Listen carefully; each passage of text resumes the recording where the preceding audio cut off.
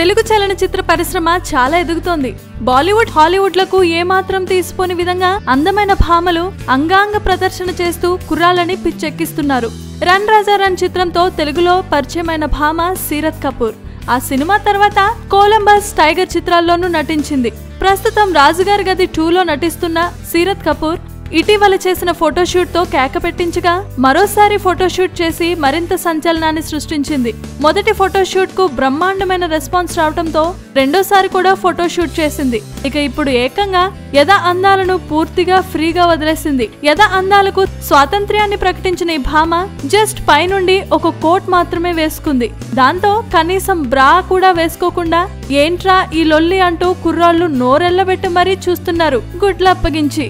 సీరత్ ఇంతగా రెచ్చిపోతుందంటే యువత గుండెలయ తప్పుతోంది మరి. Please subscribe. Hi, it's me Purna. Please subscribe.